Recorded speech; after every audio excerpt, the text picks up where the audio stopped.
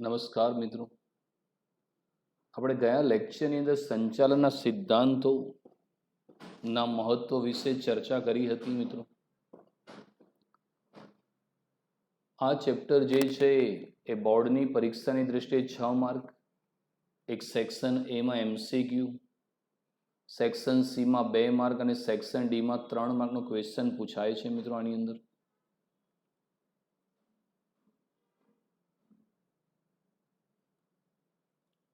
આજના લેક્ચરમાં આપણે ચર્ચા કરીએ છીએ ફ્રેડરિક ટેલરનો વૈજ્ઞાનિક સંચાલનનો સિદ્ધાંત. ખૂબ જ અગત્યનો સિદ્ધાંત છે મિત્રો. પ્રશિષ્ટ વિચારધારામાં મહત્વનું યોગદાન આપનાર ફ્રેડરિક વિન્સેલો ટેલર અમેરિકન મિકેનિકલ ઇજનેર હતા. શરૂઆતના તબક્કે તેઓ સામાન્ય કર્મચારી એપ્રેન્ટિસ તરીકે એક કારખાનામાં જોડાયા. ત્યારબાદ ક્રમશઃ એક પછી એક કંપનીમાં પ્રદાન આપી તેઓ બેથલહેમ સ્ટીલ કંપનીમાં મેનેજર બન્યા. FW ટેલર એટલે ફ્રેડરિક વિન્સેલો ટેલર એ સૌ પ્રથમ વાર વૈજ્ઞાનિક સંચાલનનો સિદ્ધાંત રજૂ કર્યો. તેથી તેને વૈજ્ઞાનિક સંચાલનના પિતા તરીકે ઓળખવામાં આવે છે. તો ફ્રેડરિક ટેલર તો સંચાલનની જે જુદી જુદી વિચારધારાઓ રજૂ થઈ એમાં જે પ્રશિષ્ટ વિચારધારા હતી એમાં મહત્વનું યોગદાન આપનાર ફ્રેડરિક વિન્સેલો ટેલર મિત્રો શરૂઆતની અંદર અમેરિકાના સ્ટીલના ફેક્ટરીની અંદર એક એપ્રેન્ટિસ, એક મજૂર તરીકે જોડાયેલા જે તળ સપાટીએ કામ કરતા હતા અને એમની જે ફેક્ટરી તે સતત ખોટમાં ચાલતી હતી, નાદારીમાં આવી ગઈ હતી, દેવામાં ડૂબી ગયેલી હતી. તો એવા સંજોગોમાં ફ્રેડરિક વિન્સેલો ટેલરે પોતાનો જે અનુભવ હતો, એનો જે નિચોડ હતો, એના આધારે એમને એ ફેક્ટરીનું સંચાલન પોતાના હાથમાં લીધું. કારણ કે નાદાર થઈ ગઈ હતી, ખોટમાં હતી, બંધ થવાની તૈયારીમાં હતી, મજૂર માલિકના ઝઘડા વધી ગયા હતા અને ફ્રેડરિક ટેલરે સંચાલકોને કીધું કે તમે મને સંચાલન કરવા આપો, હું આ ખોટ કરતા કારખાનાને નફો કરતો કરી દઈશ. શરૂઆતના સંચાલકને નવાઈ લાગી કે આ એક તળ સપાટીનો માણસ સંચાલન કરવાનું કહે છે અને એમને ચાન્સ આપ્યો મિત્રો. તો એને કારણે ફ્રેડરિક W ટેલરે એ ખોટ કરતા એકમને નફો કરતો કરી દીધું. તો એને કારણે દુનિયા આખી સ્તબ્ધ થઈ ગઈ કે આ કેવું સંચાલન કર્યું. તો ફ્રેડરિક ટેલરે એમના અનુભવના આધારે the principal of scientific management નામનું પુસ્તક લખ્યું અને એ આજે દુનિયાની અંદર દરેકે દરેક ભાષાઓની અંદર ભણાવવામાં આવે છે. તમે આગળ BBA કે MBA કરશો તો બી ફ્રેડરિક ટેલરને ભણાવવામાં આવશે. એક મહત્વનું યોગદાન છે મિત્રો. એટલે એમને ફાધર ઓફ સાયન્ટિફિક મેનેજમેન્ટ, વૈજ્ઞાનિક સંચાલનના પિતા તરીકે એમને ઓળખવામાં આવે છે. તો ફ્રેડરિક ટેલર જે હતા એ અમેરિકન મિકેનિકલ ઇજનેર હતા અને શરૂઆતમાં કર્મચારી એક એપ્રેન્ટિસ હોય ને મિત્રો, એ કોઈ બી જગ્યાએ 11 મહિનાના કોન્ટ્રાક્ટ ઉપર જોડાય, પછી 12મા મહિને છૂટો કરી દેવામાં આવે. એટલે શરૂઆતમાં એક એપ્રેન્ટિસ હતા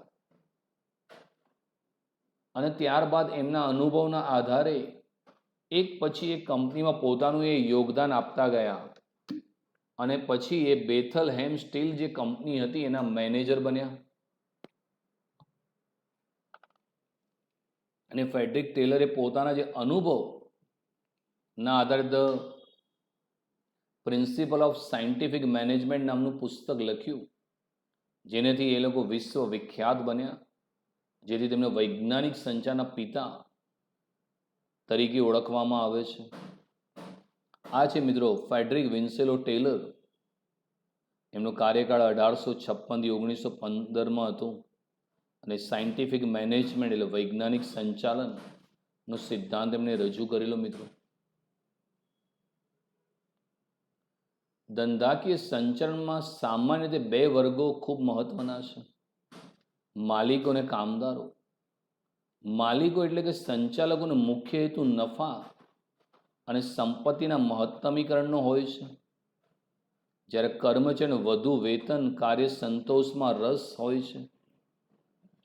આને પરિણામે બંને જૂથો વચ્ચે ધ્યેયોની એક સૂત્રતા જાળવવામાં સંઘર્ષ થતો જોવા મળે છે. આ બાબતે ફ્રેડરિક ટેલરે રૂઢિગત પદ્ધતિને પડકારી નવી પદ્ધતિને વિકસાવવાનું શરૂ કર્યું. રૂઢિગત પદ્ધતિમાં મજૂરો હુકમ અનુસાર કામ કરવા ટેવાયેલા હતા, જેને હુકમનો નિયમ, રૂલ ઓફ થમ્બ કહે છે. મજૂરોનો કોઈ સ્વતંત્ર અવાજ ન હતો.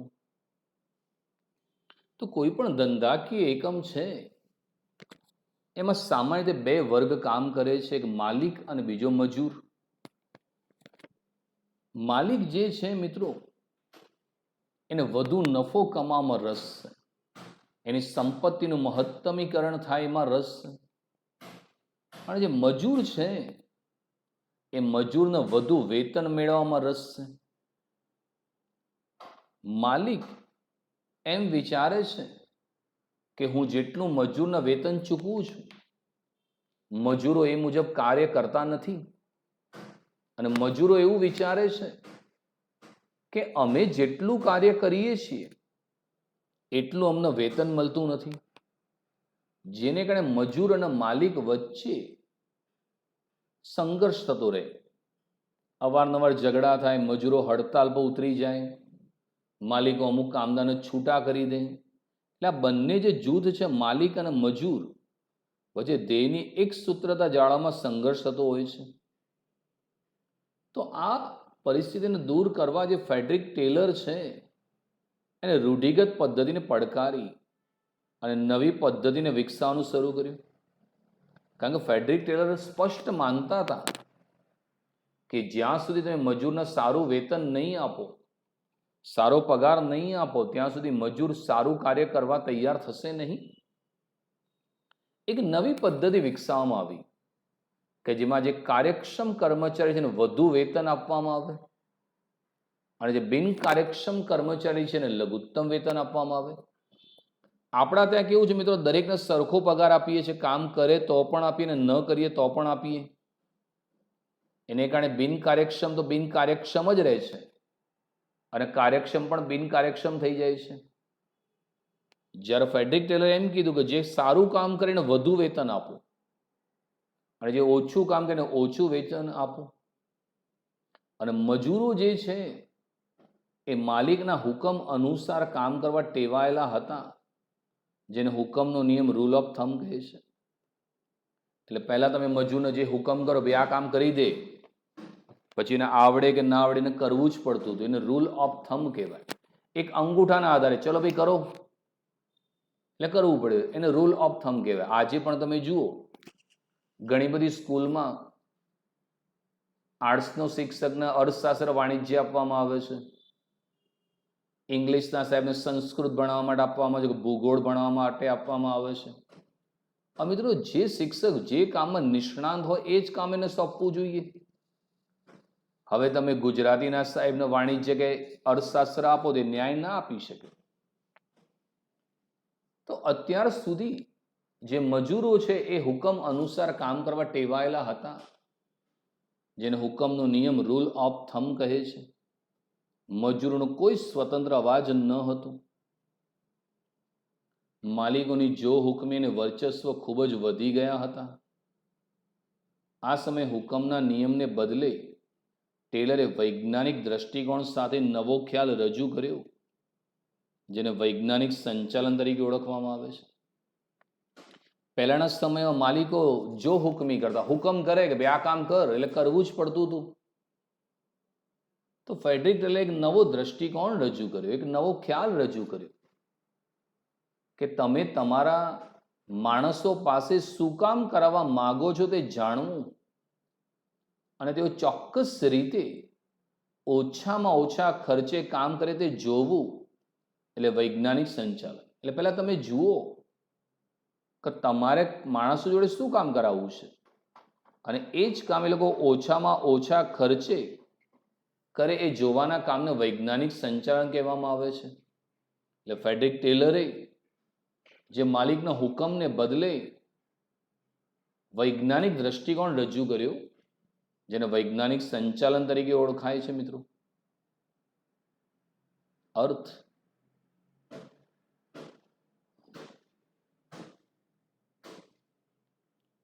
વૈજ્ઞાનિક સંચાલન કોઈ પણ ખાસ એકમમાં, કારખાનામાં કર્મચારીના પક્ષે સંપૂર્ણ માનસિક ક્રાંતિ છે. તેઓની તેમના કાર્ય, ફરજો, સહકાર્યકર્તાઓ અને માલિકો પ્રત્યેની સંપૂર્ણ માનસિક ક્રાંતિ છે. તો વૈજ્ઞાનિક સંચાલન એક માનસિક ક્રાંતિ છે. એટલે ફ્રેડરિક ટેલર સ્પષ્ટ કહે છે, માલિક અને મજૂર વચ્ચે ઝઘડા ના થવા જોઈએ, પણ ક્રાંતિ થવી જોઈએ. માલિક અને મજૂર બંનેનો ધ્યેય એક હોવો જોઈએ. બંને જણા એક ધ્યેય માટે કામ કરવા જોઈએ. સ્કૂલમાં વિદ્યાર્થીનો ધ્યેય અને શિક્ષકનો ધ્યેય એક જ હોવો જોઈએ. ભાઈ, વિદ્યાર્થી આળસ કરે અને શિક્ષકના પગારમાં રસ હોય તો સ્કૂલનું રિઝલ્ટ ના આવે. શિક્ષક અને વિદ્યાર્થી વચ્ચે ધ્યેય સિદ્ધિ માટે માનસિક ક્રાંતિ થવી જરૂરી છે. ફ્રેડરિક ટેલરે પણ એમ કીધું છે કે કોઈ પણ એકમની અંદર, કારખાનામાં કર્મચારીના પક્ષે સંપૂર્ણ માનસિક ક્રાંતિ હોવી જોઈએ. કર્મચારીને પણ લાગવું છે કે આ મારો ધંધો છે, મારે સરસ કામ કરવું છે ને આગળ લઈ જવું છે. એક ઉદ્દેશ એનો એ હોવો જોઈએ, તો જ ધંધો સફળ થાય. વ્યાખ્યા. વૈજ્ઞાનિક સંચારની વ્યાખ્યા આપતા ફ્રેડરિક ટેલરે જણાવે છે કે તમે માણસો પાસે શું કરાવવા માંગો છો તે જાણવું અને તેઓ ચોક્કસ રીતે ઓછામાં ઓછા ખર્ચે કામ કરે તે જોવું, એટલે વૈજ્ઞાનિક સંચાલન. તમારા જે માણસો છે એની પાસે તમે શું કામ કરાવવા માંગો છો પહેલા જોઈ લો કે હા, આની જોડે એકાઉન્ટનું કામ કરાવવું છે, કે આને જો કમ્પ્યુટરનું કામ કરાવવું છે, કે આને જો ઉત્પાદનનું કામ કરાવવું, પહેલા એ જોઈ લો કે શું કામ કરાવવું છે. અને તે જ કાર્ય ચોક્કસ રીતે ઓછામાં ઓછા ખર્ચે કામ કરે તે જોવું, એટલે વૈજ્ઞાનિક સંચાલન છે. મિત્રો, ફ્રેડરિક ટેલર પોતે પણ એક એન્જિનિયર હોવાને લીધે તેમના અભ્યાસના આધારે તેમણે તારવ્યું કે જ્યાં સુધી કામદારોને ઊંચા અને ઉત્તેજક વેતન દર નહીં મળે ત્યાં સુધી તેઓ કાર્યદક્ષતાથી કામ નહીં કરે. કામદારો પાસે માત્ર રૂઢિગત મજૂરી કર્યા વગર ઊંચી ઉત્પાદકતાની પ્રાપ્તિ માટે વૈજ્ઞાનિક રીતોનો ઉપયોગ કરી નીચો ઉત્પાદન ખર્ચ મેળવવો જોઈએ. આ માટે સંચાલકો વેતન દર ઘટાડવા ન પડે અને કર્મચારીઓ કામની ચોરી કરવી ન પડે, આ પ્રકારની પદ્ધતિઓ અપનાવવાનો વૈજ્ઞાનિક અભિગમ સૂચવ્યો હતો. રૂઢિગત સંચાલનના પડકાર સ્વરૂપે તેમણે એક ક્રાંતિકારી વિચાર રૂપે વૈજ્ઞાનિક સંચાલન રજૂ કર્યું, જેમાં મુખ્યત્વે નીચેની બાબતો જોવા મળે છે. તો ફ્રેડરિક ટેલર, મિત્રો, એક એન્જિનિયર હતા અને તેમના અનુભવ પરથી એમને જાણ્યું કે જ્યાં સુધી તમે કામદારનો ઊંચો પગાર નહીં આપો, ઉત્તેજક વેતન દર એટલે વધુ કામ કરનારને વધુ વેતન, બોનસ, કમિશન નહીં આપો, ત્યાં સુધી તમારો માણસ કાર્યદક્ષતાથી કામ નહીં કરે. કારણ કે એને પગારમાં રસ છે તો તમારે પગાર આપવો જોઈએ. મિત્રો, સારો એવો. અને કામદારો પાસે રૂઢિગત મજૂરી કરાયા વગર ઉત્પાદન ઝડપથી વધે, નફો ઝડપથી વધે, એ માટે વૈજ્ઞાનિક રીતનો ઉપયોગ કરવો જોઈએ, જેથી ઉત્પાદનનો ખર્ચ નીચો આવે ને ઉત્પાદન વધુ થાય. ફ્રેડરિક ટેલર સ્પષ્ટ હતા કે એક એવી પદ્ધતિ અપનાવો કે જેમાં સંચાલકોએ વેતન દર ઘટાડવો ના પડે. એટલે કોઈ કર્મચારીનો પગાર ઘટાડવાની જરૂર નથી. તમે પગાર ના ઘટાડો એટલે કામની ચોરી ન કરે. અને એક એવી પદ્ધતિ વિકસાવો કે કર્મચારીનું વેતન ના ઘટાડવું પડે, એ કામમાં ચોરી ના કરે અને ધંધાની ઉત્પાદકતા વધે, એ માટે એમને વૈજ્ઞાનિક અભિગમ સૂચવ્યો હતો. રૂઢિગત સંચારના પડકાર સ્વરૂપે તેમણે ક્રાંતિકારી વિચાર રજૂ કર્યા. તો હવે જોઈએ કે ફ્રેડરિક ટેલરે એવા કયા 3 વિચારો રજૂ કર્યા છે.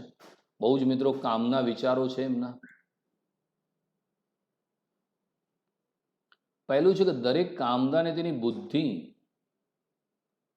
અને શક્તિ અનુસાર કામની સોંપણી કરવી જોઈએ. દરેક વ્યક્તિની મિત્રો બુદ્ધિ અલગ હોય, એની શક્તિ અલગ હોય અને એ મુજબ જ એને કામની સોંપણી થાય. કોઈ કોમર્સનો વિદ્યાર્થી હોય, એકાઉન્ટમાં માસ્ટર હોય, તો પછી એને એકાઉન્ટન્ટ તરીકે કામ આપો તે સરસ કામ કરે. કોઈ સાયન્સમાં કેમિસ્ટ્રી બાયોલોજી ભણેલો હોય તો એને કેમિસ્ટ્રી બાયોલોજીને લગતું કામ આપો તે સરસ કરે. જેની જો શારીરિક શક્તિ સરસ હોય, મજૂર હોય એની શારીરિક શક્તિ હોય તો એને કારખાનામાં કામ આપવું જોઈએ. કોઈ કોમ્પ્યુટરમાં માસ્ટર છે તો એને કોમ્પ્યુટરના હિસાબની માહિતી આપવી જોઈએ. કોઈ MBA કર્યું છે તો એને મેનેજમેન્ટ આપવું જોઈએ. એટલે દરેકને તેની બુદ્ધિ અને શક્તિ અનુસાર કામની સોંપણી કરવી. કે ગુજરાતી વિષયમાં MA BEd શિક્ષક છે તેને ગુજરાતી જ આપવું જોઈએ, પછી એને અંગ્રેજી ના આપવું જોઈએ. બીજું છે કક્ષા અનુસાર મહત્તમ કાર્ય કરવા માટે દરેક કામદારને સૂચના આપવી જોઈએ. તો દરેક કામદાર જે છે એને સૂચના આપવી જોઈએ કે આજના દિવસમાં આટલું કામ થવું જોઈએ. દાખલા તરીકે એને કહી દીધું કે ભાઈ આ 3 કલાકમાં તારે આટલું ઉત્પાદન કરવાનું ફરજિયાત છે, તારે કરવું તો પડશે જ. એટલે પછી એ કામમાં એ ઝડપ લાવશે અને વધુ ઉત્પાદન માટેનો પ્રયત્ન કરશે. એને સૂચના આપી દેવાની. જેમ બોર્ડની પરીક્ષા હોય તો પહેલા સૂચના આપી દેવામાં આવે વિદ્યાર્થીને કે ભાઈ 3 કલાકમાં પેપર પૂરું થઈ જવું જોઈએ. તો વિદ્યાર્થી 3 કલાકમાં પૂરું કરવાનો પ્રયત્ન કરશે. એમ રોજ કામદારને કહી દેવામાં આવે કે ભાઈ આજના દિવસમાં આટલું કાર્ય તારે પૂરું કરવાનું છે, તો એ કામ કરવાનો સતત પ્રયત્ન કરશે. ઝડપથી કાર્યદક્ષ રીતે કામ કરનાર દરેક કામદારને તેની કક્ષાના વેતન કરતા 30% થી 100% દરે વધુ વેતન આપવું જોઈએ. એટલે કે જે કામદાર ઝડપથી કામ કરે છે, તમે જે કામ સોંપ્યું એના કરતાં વધારે કામ કર્યું, તમે કીધું ભાઈ રોજના તારા 100 વસ્તુનું ઉત્પાદન કરવું છે પણ 100ની જગ્યાએ 140 કર્યા, તો બહુ સરસ કહેવાય. તમે 100 કીધા હતા અને 140 બનાવ્યા. તો જે કામદારો ઝડપથી કામ કરે છે તો એમને સામાન્ય વેતન કરતાં 30% થી 100% વધુ વેતન આપવું જોઈએ. દાખલા તરીકે તમે 10,000 પગાર આપો છો અને 100 એકમ બનાવવાના કીધા, પણ માન લો કે 140 બનાયા તો 100ની સામે 140 એટલે 40% વધારે કામ કર્યું, તેનો પગાર 40% વધારવાનો. એટલે 10,000 હતો, 40% વધારીને 4,000 પ્લસ કરી દેવાનો, એટલે 14,000 આપવાના. જે કામદારને 10,000 મળતા એની સામે 14,000 મળે તો કેટલો ઉત્સાહી થઈ જાય અને વધુને વધુ ઉત્પાદન કરવાનો પ્રયત્ન કરશે. તો ફ્રેડરિક ટેલરે 3 વિચારો રજૂ કર્યા. દરેક કામદારને તેની બુદ્ધિ અને શક્તિ અનુસાર કામની સોંપણી કરવી જોઈએ. કક્ષા અનુસાર મહત્તમ કાર્ય કરવા માટે કામદારને સૂચના આપવી જોઈએ. અને ઝડપથી કાર્યદક્ષ રીતે કામ કરનાર દરેક કામદારને તેની કક્ષાના વેતન કરતાં 30%થી 100%ના દરે વધુ વેતન આપવું જોઈએ. એટલે કે વધુ કામ કર્યું છે તો પછી આપણે એને વધુ વેતન પણ એને ચૂકવવું જોઈએ. આજે ભારતની ક્રિકેટની ટીમ છે એમાં એ 3 કેટેગરી છે, A, B અને C. જે ખેલાડી એક કેટેગરીમાં આવતા હોય એમને 1 કરોડ ફી મળે છે. B કેટેગરીમાં હોય ને 50 લાખથી 1 કરોડ મળે છે. અને C કેટેગરીવાળા છે ને 25થી 50 લાખની વચ્ચે મળે છે. એટલે દરેક ખેલાડી વિચારે કે આપણે સારી ક્રિકેટ રમશું, ટીમને જીતાડશું, તો Cમાંથી B કેટેગરીમાં જશું તો આપણો પગાર વધશે અને Bમાંથી Aમાં જશું તો આપણી ઓર ફી વધશે. એ વાળો છે એ પોતાની કાર્યક્ષમતા જાળવી રાખે.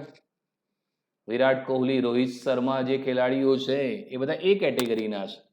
સૌથી ઊંચી ફી મળે એટલે એ લોકો પોતાની કાર્યક્ષમતા ટકાવી રાખે. જ્યારે બીજા ખેલાડી બી કેટેગરીવાળા વિચારે કે જો આપણે પણ સરસ કામ કરશું તો આપણે બીમાંથી એમાં જશું, એટલે વધુ વેતનથી એ કામ થઈ શકે. તો 3 વિચારો: દરેક કામદારને તેની બુદ્ધિ અને શક્તિ અનુસાર કામની સોંપણી કરવી, કક્ષા અનુસાર મહત્તમ કાર્ય કરવા માટે કામદારને સૂચના આપવી, અને ઝડપથી કાર્યદક્ષ રીતે કામ કરનાર દરેક કામદારને 30% થી 100% દરે વધુ વેતન આપવું જોઈએ. તો આ ફ્રેડરિક ટેલરે મિત્રો આ 3 સુપર ક્રાંતિકારી વિચારો રજૂ કર્યા હતા મિત્રો.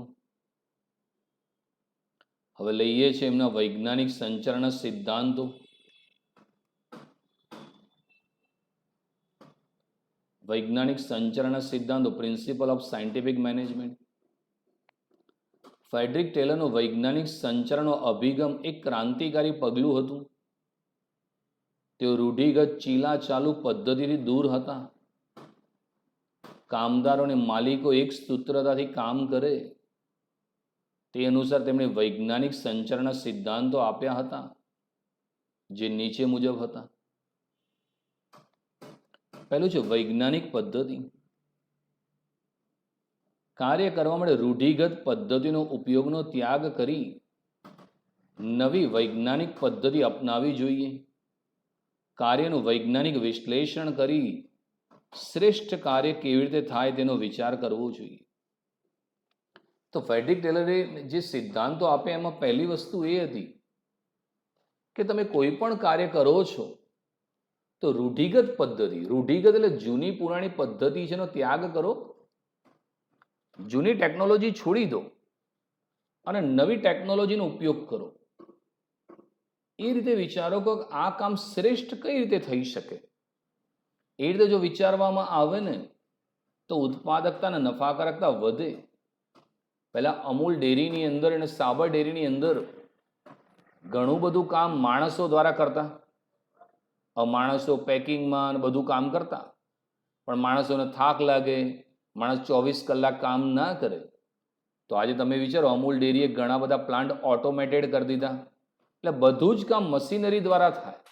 તો તમે જુઓ આજે 24 કલાક ચાલુ રહે છે, વર્ષના 365 દિવસો કેટલું બધું ઉત્પાદન થઈ રહ્યું છે. રૂઢિગત પદ્ધતિ છોડવી પડે. જેમ કે ખેડૂત છે એ હળ અને બળદ લઈને ખેતી કરે તો કેટલો સમય લાગે, પણ ટ્રેક્ટર દ્વારા કરે તો કેટલું ઝડપથી એ ખેતર ખેડી શકે. પાક કાપવો હોય, પાક કાપવા માટે જો મજૂરો લાવવા જાય તો કેટલું મોંઘું પડે, પણ જો થ્રેસર કે હાર્વેસ્ટર મશીન તો કેટલું ઝડપથી કામ કરી શકે. એટલે કોઈ પણ કાર્યનું વિશ્લેષણ કરવું જોઈએ, એનાલિસિસ કરવું જોઈએ અને શ્રેષ્ઠ કાર્ય કેવી રીતે થાય તેનો વિચાર કરવો જોઈએ. કોઈ પણ કામનો બેસ્ટ વિકલ્પ લેવાનો કે આ કામ આ રીતે બેસ્ટ રીતે થઈ શકે છે, તો પછી એ જ રીતે એ કામ કરવામાં આવે તો સફળતા વધારે મળે. તો ટેલર સ્પષ્ટ છે કે જૂની પદ્ધતિઓ છોડો, એનો ત્યાગ કરો અને નવી વૈજ્ઞાનિક પદ્ધતિ અપનાવો. કોઈ પણ કાર્ય શ્રેષ્ઠ રીતે કઈ રીતે થઈ શકે એનો વિચાર કરો. બીજું છે આયોજન અને અમલીકરણ. રૂઢિગત પદ્ધતિની જેમ કામદારો જ આયોજન અને અમલીકરણ કરે તેના બદલે આયોજનનું કામ નિષ્ણાંતો કરે અને કામદારો તેનું અમલીકરણ કરે તેમ હોવું જોઈએ. તો ફ્રેડરિક ટેલરે સ્પષ્ટ છે કે આયોજન અને અમલીકરણના કાર્યને જુદું પાડો. આયોજન એ માનસિક કાર્ય છે, મગજનું કામ છે, એટલે કામ બુદ્ધિશાળી અને નિષ્ણાંતને સોંપો. જે ઉચ્ચ સપાટીના સંચાલક મંડળ છે, જનરલ મેનેજર છે, મેનેજિંગ ડિરેક્ટરને સોંપો. અને એનો અમલ કરવાનું કામ એ શારીરિક કામ છે, કામદારને તમારે સોંપી દેવું જોઈએ. પહેલાની પદ્ધતિ એવી હતી કે આયોજન અને અમલીકરણ એક જ જણ કરે, જેને કીધું હોય એને આયોજને કરવાનું, અમલ બી એને જાતે કરી લેવાનું. પણ ફ્રેડરિક ટેલર કે નહીં, આયોજન અલગ પાડો ને અમલીકરણ અલગ પાડો. આયોજનનું કામ નિષ્ણાંતો કરે અને કામદારો અમલીકરણ કરે. જેમ કે બેંકનો મેનેજર હોય તો બેંકનો મેનેજર એ બેંક કેવી રીતે ચલાવીનું આયોજન કરે અને મેનેજરે જે આયોજન કર્યું પછી એકાઉન્ટન્ટ, ક્લર્ક, પટાવાળા છે એનો અમલ કરે. કોઈ સ્કૂલ હોય તો પ્રિન્સિપાલ છે, પ્રિન્સિપાલ એ આયોજનનું કામ કરે, અને શિક્ષક છે, પટાવાળા છે, ક્લર્ક છે, એનો અમલ કરે એવું હોવું જોઈએ. ત્રીજું, કાર્ય વિશ્લેષણ. ઓછો ખર્ચ અને ઝડપી કામ કરવા માટે કાર્ય વિશ્લેષણ ઉત્તમ છે, જેમાં સમય નિરીક્ષણ, ગતિ નિરીક્ષણ, થાક નિરીક્ષણ નો અભ્યાસ કરી ઓછી પડતરે ઉત્પાદકતામાં વધારો કરી શકાય. કોઈ પણ કાર્યનું વિશ્લેષણ કરવું જોઈએ કે એ કાર્ય ઓછામાં ઓછા ખર્ચે અને ઝડપથી કેવી રીતે કાર્ય થઈ શકે એ જોવું જોઈએ. એ માટે સમય નિરીક્ષણ, એટલે કોઈ પણ કામ જે છે એનો સમય જોવો જોઈએ કે ભાઈ આ કામ આટલા સમયમાં પૂરું થવું જોઈએ, તો પછી જુઓ કે ખરેખર થાય છે. કામદારના હલનચલનમાં જે બિનજરૂરી સમય જાય એને ઘટાડવો જોઈએ. કારણ કે ઘણા બધા કામદારો કામના સ્થળે આવી તો જાય પણ કામ ના કરે, બેસી રહે, વાતો કરે, મોબાઈલનો ઉપયોગ કરે, તો એ ના ચાલે. એના માટે સુપરવાઇઝર રાખવો જોઈએ, સીસીટીવી કેમેરા દ્વારા નજર રાખવી જોઈએ કે ભાઈ દરેક કામદાર કામ કરે છે. ગતિ નિરીક્ષણ છે, ઉત્પાદનના જે સાધનો છે એને એક સ્થળેથી બીજે સ્થળે પહોંચતા કેટલો સમય લાગે છે. શક્ય હોય તો બિનજરૂરી સમય ઘટાડવો જોઈએ. એક ફેક્ટરી છે એનું ઉત્પાદન એક વિભાગમાંથી બીજા વિભાગમાં લઈ જવા માટે કેટલો સમય લાગે છે. તમે ટીવી પર જોતા હો તો એક મેગા ફેક્ટરીઝ પ્રોગ્રામ આવે છે, તો કારખાનાની અંદર પણ નાની નાની 4-વ્હીલર ગાડીઓ, સ્કૂટર રાખવામાં આવે છે, લિફ્ટ રાખવામાં આવે છે, જેથી એક જગ્યાની વસ્તુ ફટાફટ બીજી જગ્યાએ પહોંચી જાય, જેથી ઉત્પાદન ઝડપથી થાય. અને થાક નિરીક્ષણ, કોઈ પણ કામદાર એકનું એક કામ સતત કરે તો એ થાકી જાય, એને કંટાળો આવે, અને કંટાળામાં કરેલું કાર્ય ક્યારે પણ સારું ના હોય. તો ફ્રેડરિક ટેલરે એમ કીધું કે કામદારના થાકનું પણ અભ્યાસ થવો જોઈએ, અને અમુક સમયના અંતે રિસેસ, વિરામ આપવો જોઈએ. થોડો બ્રેક આપો, એટલે થોડો આરામ કરી લે, પાણી પી લે, ચા પી લે, પછી પાછો કામમાં આવી જાય. જેમ સ્કૂલની અંદર બધા પીરિયડ સળંગ લેવા તો વિદ્યાર્થી થાકી જાય, તો રિસેસ રાખવામાં આવે. તો રિસેસમાં વિદ્યાર્થીઓ નાસ્તો કરે, પાણી પીવે, એટલે થાક ઉતરે, પછી પાછા ભણવા માટે આવી જાય. તો એ થાક નિરીક્ષણનો પણ અભ્યાસ કરવો જોઈએ, જેથી વસ્તુનું ઉત્પાદન ઓછી પડતરે થાય અને ઉત્પાદન વધી શકે. પ્રમાણીકરણ. પ્રમાણીકરણ અને સરળીકરણ એ વૈજ્ઞાનિક પ્રક્રિયા છે જે અગાઉથી થવી જોઈએ. ઓજારો, સાધનો, સમય, કામકાજની સ્થિતિ વગેરે બાબતો માટે પ્રમાણીકરણ જરૂરી બને છે. પ્રમાણીકરણ એટલે એક વૈજ્ઞાનિક પ્રક્રિયા છે મિત્રો, જે અગાઉથી નક્કી કરવી જોઈએ. દરેક કાર્યનું એક પ્રમાણ નક્કી કરવું જોઈએ કે આ કાર્ય કેટલા સમયમાં પૂર્ણ થાય એ જોવું જોઈએ. પ્રમાણીકરણનું એક એક્ઝામ્પલ આપું. તમે પેટ્રોલ પુરાવા જાઓ છો તો તમે કહો ભાઈ 100 રૂપિયાનું પૂર, તો એના મશીનમાં 100 રૂપિયા સેટ કરે છે તો એક્ઝેક્ટલી 100 રૂપિયાનું જ નીકળે છે. તો એની પાસે જે સાધન છે ને એનું પ્રમાણીકરણ કરે એટલે 100 જ નીકળે. સાબર ડેરીમાં કોઈ દૂધ હોય તો એક થેલીમાં 500 ml ભરવાનું છે, તો જે મશીને એવું સેટ કર્યું કે એમાં 500 ml જ દૂધ નીકળે, એનાથી વધારે ના નીકળે કે ઓછું પણ ના નીકળે. કે ભાઈ આ દૂધ આટલા ફેટનું તો એટલા ફેટનું જ નીકળે, ન એનાથી ઓછું ન વધારે. સમયનું પ્રમાણીકરણ કે ભાઈ 1 કલાકમાં 1 લાખ વસ્તુ બનવી જોઈએ, તો પછી જોવાનું કે 1 લાખ વસ્તુ બની. કામકાજની સ્થિતિનું પ્રમાણ કરવાનું કે ભાઈ આ કામ આટલા સમયમાં પૂર્ણ થવું જોઈએ. જેમ બોર્ડ પરીક્ષા લે છે તો પ્રમાણીકરણ કરે છે કે ભાઈ 3 વાગ્યાનું પેપર છે, 2:30 વાગે સુપરવાઇઝર શિક્ષક હાજર હોવો જોઈએ, 6 વાગે પેપર લખવાનું બંધ થવું જોઈએ, અને આટલા વાગે સપ્લિમેન્ટરીનું કલેક્શન થઈ જવું જોઈએ. તો બધા વિદ્યાર્થી શિક્ષકો એ મુજબ અમલ કરે છે. તો પ્રમાણીકરણ એક વૈજ્ઞાનિક પ્રક્રિયા છે જે અગાઉથી થવી જોઈએ. તમે ટીવી સિરિયલ જુઓ તો બધી સિરિયલનો ટાઈમ હવે 8 થી 8:30, તો એક્ઝેક્ટલી 8 વાગે શરૂ થાય અને 8:30 પૂરી થઈ જાય, 8:30 બીજી ચાલુ થાય, 9 વાગે પૂરી. એનો સમય નક્કી કર્યો છે, અગાઉથી નક્કી થઈ જાય મિત્રો. કારણ કે એક સિરિયલ લેટ પતે તો બીજા પર અસર થાય. ક્રિકેટની મેચ હોય તો નક્કી કરેલું હોય કે ભાઈ એક ટીમે 20 ઓવર આટલા સમયમાં નાખી દેવાની, તો તમે જુઓ એ જ સમયે કામ પૂરું થાય છે. તો પ્રમાણીકરણ એ વૈજ્ઞાનિક પ્રક્રિયા છે જે અગાઉથી નક્કી થવી જોઈએ. ઓજારો, સાધનો, સમયો, કામકાજની સ્થિતિ વગેરે માટે પ્રમાણીકરણ જરૂરી છે. 5 વૈજ્ઞાનિક પસંદગી. તો કામદારોની જે પસંદગી છે એ યોગ્ય રીતે વૈજ્ઞાનિક ધોરણે થવી જોઈએ. વૈજ્ઞાનિક ધોરણ માટે કર્મચારીઓને શિક્ષણ, કૌશલ્ય, આવડત, શારીરિક શક્તિ, તાલીમ વગેરેના માપદંડ તરીકે ધ્યાનમાં લઈ શકાય. આ ઉપરાંત કર્મચારીને એવા પ્રકારની કામગીરી સોંપવી જોઈએ કે જે તેના શિક્ષણ, અભ્યાસ અને કૌશલ્યને અનુરૂપ હોય. સમયાંતરે કામદારોની કાર્યક્ષમતા વધારવા તાલીમનો ઉપયોગ પણ થવો જોઈએ. વળી તેમની કાર્યરુચિ જાણવા વિવિધ પ્રકારની વૈજ્ઞાનિક કસોટીનો ઉપયોગ થવો જોઈએ. તો ફ્રેડરિક ટેલર સ્પષ્ટ છે કે કામદારની પસંદગી વૈજ્ઞાનિક રીતે થવી જોઈએ. આપણા ત્યાં હજી એક માણસોની નોકરી છે ને એ લાગવગથી છે, પૈસાથી અપાય છે, સગા સંબંધીના આધારે લેવાય છે. પણ ફ્રેડરિક ટેલર સ્પષ્ટ છે કે તમારા જે કામદારો છો એની પસંદગી વૈજ્ઞાનિક રીતે કરો. વૈજ્ઞાનિક પસંદગી એટલે કામદારને નોકરીએ લેતા પહેલા એનું શિક્ષણ કેટલું છે, એનું કૌશલ્ય, એની આવડત, એની શારીરિક શક્તિ, તાલીમ વગેરે માપદંડ તરીકે લઈ શકાય. અને સારું છે ને, હવે તમે જુઓ ભારતમાં કોઈ પણ નોકરી છે તો એના માટે ક્વોલિફિકેશન નક્કી થાય, આટલું ભણેલો હોવો જોઈએ, આ એક્ઝામ આપવાની, એક્ઝામમાં પાસ થયા પછી ઇન્ટરવ્યુ ને પછી નોકરી.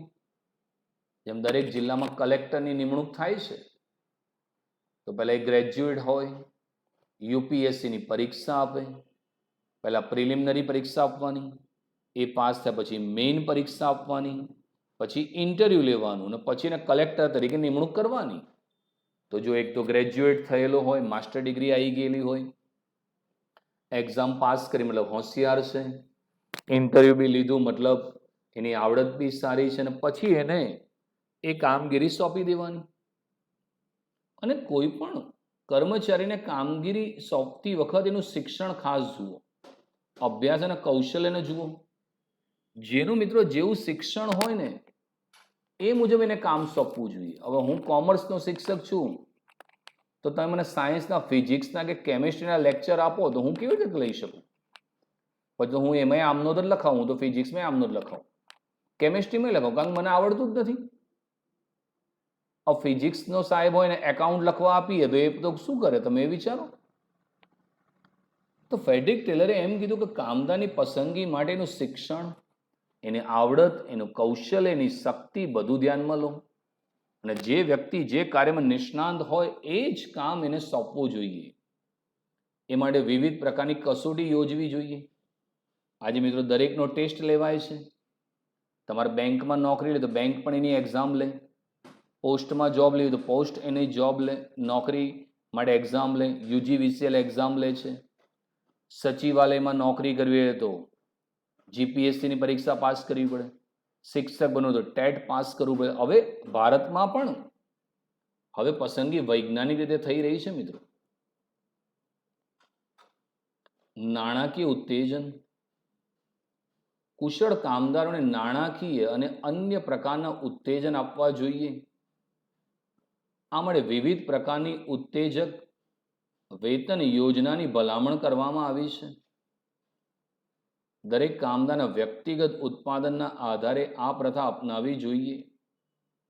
તેમના વેતન દર ધારણાના આધારે નહીં પરંતુ વૈજ્ઞાનિક અભ્યાસથી નક્કી થવા જોઈએ.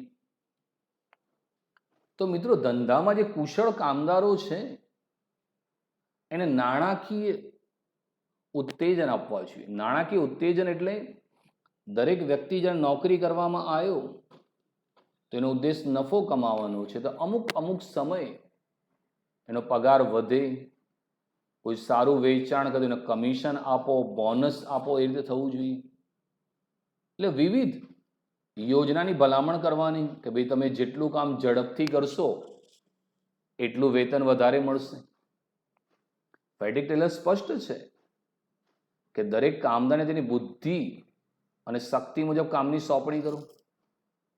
દરેક કામદારને તેની શક્તિ મુજબ મહત્તમ કાર્ય કરવાની સૂચના આપો અને સામાન્ય કામ કરતાં ઝડપથી કામ કરતો 30% થી 100% વધુ વેતન આપવું જોઈએ. તેને કહેવામાં આવે કે ભાઈ તારે આટલું કામ કરવાનું છે, હવે જો તું એનાથી પણ વધારે સરસ કામ કરીશ, ઝડપથી કામ કરીશ, તો તારો પગાર વધારવામાં આવશે, તો જેથી એ ઉત્સાહથી કામ કરશે. કોઈ પણ કામદારનું જે વેતન છે ધારણાના આધારે નહીં, પરંતુ વૈજ્ઞાનિક અભ્યાસ કરવો જોઈએ કે એને કેવું કામ કર્યું અને એના કામદાર એને સારું વેતન મળવું જોઈએ. મિત્રો, કરકસર વૈજ્ઞાનિક સંચારના અમલ દરમિયાન માત્ર વૈજ્ઞાનિક અને ટેકનિકલ આધારો જ ધ્યાનમાં ન લેવાતા ઓછી પડતર પર ભાર મૂકવો જોઈએ. આ માટે પડતર અંદાજ અને પડતર અંકુશની પદ્ધતિઓ વિચારી અને વિચલનો શોધી તેનો અભ્યાસ અને ઉકેલ લાવવો જોઈએ. તો ફેડરિક ટેલર સ્પષ્ટ છે મિત્રો કે દરેક જે કામદાર છે એને વૈજ્ઞાનિક અને ટેકનિકલ આધારો જ ધ્યાનમાં ન લેવાતા એ ઓછી પડતરે કામ કરે એ વસ્તુ પર ભાર આપવો જોઈએ કે ભાઈ એ કામ ઝડપથી કરે. તો દરેક કામદાર જે છે એ ઓછામાં ઓછા ખર્ચે વધુ ઉત્પાદન કરે એના પર ભાર આપવો જોઈએ. કરકસર થવી જોઈએ મિત્રો, એટલે કે ઓછી પડતર ઉપર ભાર મૂકવો જોઈએ. કોઈ પણ વસ્તુ કેવી રીતે ઓછા ખર્ચે તૈયાર થાય એના પર ભાર મૂકવો જોઈએ. એ માટે પડતર અંદાજ અને પડતર અંકુશની પદ્ધતિઓ વિચારવી જોઈએ કે કઈ રીતે ઉત્પાદન કરવાથી સસ્તું તૈયાર થાય. કરકસર કેવી રીતે કરી શકાય? જેટલી તમે કરકસર કરશો એટલો તમને ફાયદો થશે. પહેલા મિત્રો, જે બાલાજી નમકીન, સમ્રાટ નમકીન વાળા જે હતા એ 10 રૂપિયાનું જે પેકેટ આપતા હતા નમકીનનું, તમે બધાએ ખાધું હશે. ચવાણું, ગાંઠિયા, દાળ, વેફર બધું ખાધું હશે. તો પહેલા 10 રૂપિયાના પેકિંગમાં 100 ગ્રામ આવતું હતું. 10 રૂપિયાના પેકિંગમાં 100 ગ્રામ આવતું હતું. હવે શું થયું? મોંઘવારી વધી, તેલના ભાવ વધ્યા, મજૂરોનો પગાર વધ્યો, લાઇટ બિલ વધ્યું. એટલે કંપનીએ એવું વિચાર્યું કે જો 10 રૂપિયાની જગ્યાએ 15 રૂપિયા કરીશું તો સીધીની માંગ ઉપર અસર થશે. એટલે કંપનીએ શું કર્યું કે કિંમત ના વધારી, પણ અંદરથી જે ક્વોન્ટિટી છે ઘટાડી દીધી. હવે તમે 10 રૂપિયાનું પેકેટ લેશો તો એના પર જોજો ક્વોન્ટિટી 40 ગ્રામ, 50 ગ્રામ, 60 ગ્રામ, 70 ગ્રામ જ હશે. ઇનડાયરેક્ટલી જુઓ તો એ જ રીતે થયું, પણ જો કિંમત વધારો તો માંગ ઉપર અસર થાય. એના કરતાં એની અંદરની ક્વોન્ટિટી ઘટાડી દીધી મિત્રો, તો એમને સીધો ફાયદો મળી ગયો. પડતર, ઓછી પડતર. તમારા પડતર જાણે તમારી મમ્મીને મળજો. તમારી મમ્મી સવારે જ્યારે શાક કે રસ બનાવતી હોય ને તો વિચારે કે ભાઈ આ કેવી રીતે વધુ ને વધુ ફાયદો થાય એટલે કામ કરું. મિત્રો, શક્ય હોય એટલી પડતર ઘટવી જોઈએ અને પડતર અંકુશની પદ્ધતિઓ વિચારવી જોઈએ. પહેલા જે કોલગેટ ટૂથપેસ્ટ એલ્યુમિનિયમ પેકિંગમાં આવતી હતી. કોલગેટની ટૂથપેસ્ટ એલ્યુમિનિયમ પેકિંગમાં હતી. હવે એને પડતર ઘટાડવા માટે એલ્યુમિનિયમની જગ્યાએ રબર પેકિંગ કર્યું. હાલ તમારા ઘેર જે કોલગેટ હશે રબર પેકિંગમાં હશે. એલ્યુમિનિયમ કરતાં રબર સસ્તું છે તો ઓટોમેટિકલી પડતર તો ઘટી જ જવાની છે, કારણ કે એલ્યુમિનિયમ કરતાં રબર બહુ સસ્તું છે. તો આ રીતે પડતર ઘટે એવો વિચાર કરવો જોઈએ. વિચલનો શોધી તેનો અભ્યાસ કરવો જોઈએ. તમારો અંદાજિત લક્ષ્યાંક અને વાસ્તવિક પરિણામની વચ્ચે કોઈ તફાવત આવે તો આ વિચલનો શોધીને તરત એનો ઉકેલ લાવવાનો પ્રયત્ન કરવો જોઈએ કે ભાઈ કેમ ઉત્પાદન ઓછું થયું, કેમ મોંઘું ઉત્પાદન થયું, તો તરત તમારે પગલાં ભરવા જોઈએ. અને મિત્રો, છેલ્લું છે માનસિક ક્રાંતિ. માલિક અને મજૂર વચ્ચે ધ્યેયની સિદ્ધિ માટે માનસિક ક્રાંતિ થવી જોઈએ.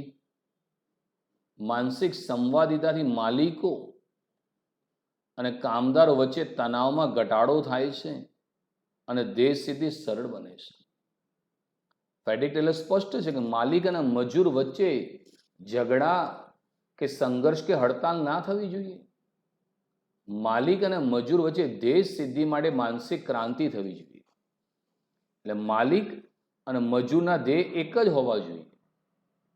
જે હેતુથી માલિક કામ કરે તો એ હેતુથી મજૂર કામ કરે તો એને માનસિક ક્રાંતિ કહેવાય.